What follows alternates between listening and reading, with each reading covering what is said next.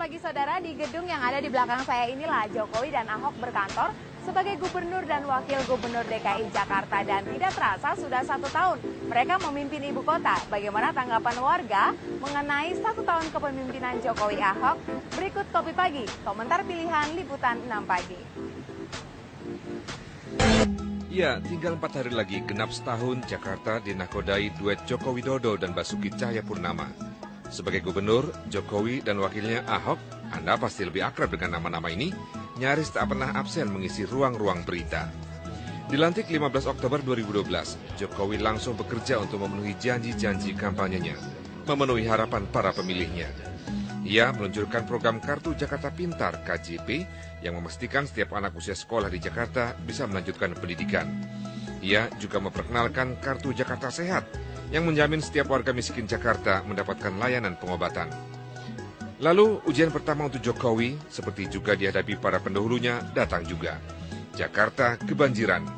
Kali ini sangat buruk. Jakarta nyaris lumpuh.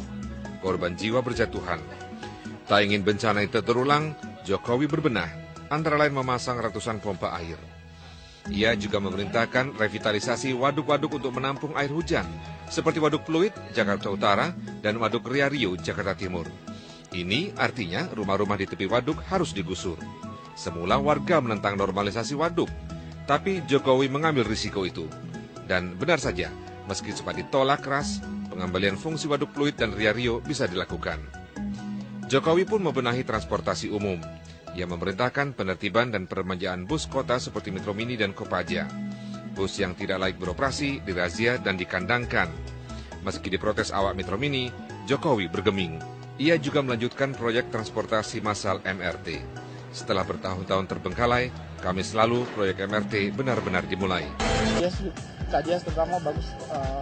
Banyak kan masyarakat kita yang kurang mampu. Dengan program media KJS itu banyak sekali membantu mereka untuk dari segi kesehatan dan segala macam. Bisa melepaskan itu Tanah Abang, jalan bagus, Tanah Abang kan Mbak, Tanah Abang bisa kita lalui dulu, aduh setengah mati saya aja takut ngelihat ke sana kan, tapi sekarang kan bagus semuanya Mbak. Jadi bangku ini merupakan servis publik istilahnya kan. Jadi masyarakat juga merasa lega dengan ini. Ya, ada sih perbedaan dari ini jalan rapi gitu, gimana lah situasinya agak nyaman rapi lah gitu. Jadi sebagai pengguna jalan gimana?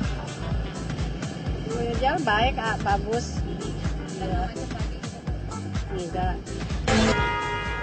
Tidak hanya memperhatikan masalah-masalah besar seperti banjir dan macet yang memang tak kunjung usai, tapi Jokowi Ahok juga memperhatikan kenyamanan warga. Seperti bangku taman ini contohnya yang memang dipasang di sepanjang jalan ruas ibu kota. Satu gebrakan unik Jokowi adalah lelang jabatan. Ia melelang jabatan camat dan lurah. Lurah dan camat yang dianggap tak cakap bekerja melayani masyarakat diganti pejabat hasil seleksi terbuka. Cara Jokowi menata pasar juga menarik. Pasar Tanah Abang misalnya, bertahun-tahun dikenal semrawut, pasar Tanah Abang ternyata bisa ditata menjadi lebih baik. Nyaris tanpa hambatan dari pihak yang merasa dirugikan. Gaya berkomunikasi Jokowi dengan warganya pun menarik. Tak puas cuma menerima laporan di meja kerja, Jokowi menemui warganya untuk melihat langsung masalah mereka. Gaya yang lalu disebut belusuan itu sempat dicurigai sebagai pencitraan semata. Tapi Jokowi jalan terus, ia tetap belusuan. Meski tak berdarah Betawi, Jokowi dan Ahok mengharuskan PNS di lingkungan Pemda DKI berbusana tradisional Betawi pada hari-hari tertentu. Tapi Jokowi pun tak menolak bersentuhan dengan kebudayaan dari Barat. Ia misalnya menyempatkan diri menonton konser band-band rock favoritnya, seperti Guns N' Roses dan Metallica. Anak muda bilang Jokowi gaul. Namun bukan berarti semua berjalan seperti diniatkan. Peremajaan bus misalnya belum berjalan baik. Masih ada bus butut beroperasi. Kemacetan lalu lintas tetap saja mendera. Hampir tak ada jalan di Jakarta yang bebas macet. Bagaimana dengan banjir? Bencana itu tetap mengancam ibu kota.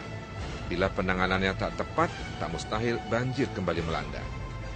Akankah Jokowi sanggup memenuhi semua janjinya? Waktu jua yang akan menjawab. Sebagai pemakai fasilitas umum, untuk busway juga masih kurang ya, masih harus banyak ditata. Itu masih banyak yang harus diperbaiki. Koridornya harus diperbanyak. Kadang-kadang kan penumpangnya suka numpuk-numpuk tuh, bertumpuk-tumpuk. Nungguin itu busway-nya belum datang-datang. Belum, kalau terutama dari sisi kemacetan ya, kita kan sebagai penumpang bis setiap hari, jadi belum kita ada merasakan yang signifikan ya. Di sini kan nggak ada tong sampah tuh. Tong sampah, bingung. Buang sampah itu masa dilemparin ke jalan udah bersih gini kan? Nggak pantas, jadi itu aja tong sampah. Kita sepanjang jalan ini minta tong sampah aja. Biar yang buang sampah nggak sembarangan, itu doang. Ya, ngerasa dipindahin kayak gitu. Kalau saya menilainya kayak gini aja. Kalau orang itu kebicaranya kan akibat pedagang di kaki lima ini macet kan gitu kan. Itu sebagai akibatnya kan. Sebabnya kan, kalau akibatnya kalau dia pikir-pikir dari bawah sampai ke atas pedagang ini aja yang kerja. Kayak kita dulu yang kerja di sini ada 1 orang. Kali 1.000 orang yang rusin nih, yang nganggur aja udah 1.000. Udah nggak pakai lagi. Nah pindah lagi ke atas. Kita modal kecil-kecilan ya kan. Boro-boro istilah katanya berkembang malah habis. Di pasar-pasar ataupun di jalan-jalan masih di jalan-jalan itu masih banyak ini Mbak, apa itu orang jualan kaki lima itu, cuma itu doang. Tanah Abang yang dulu macet luar biasa sekarang sudah jauh lebih longgar. Dan PKL-PKL yang dulu berada di sepanjang jalan di Tanah Abang ini sekarang sudah dipindahkan ke Pasar Blok G. Dan inilah salah satu kinerja nyata 1 tahun Jokowi Ahok. Demikian Kopi Pagi, komentar pilihan Liputan Pagi.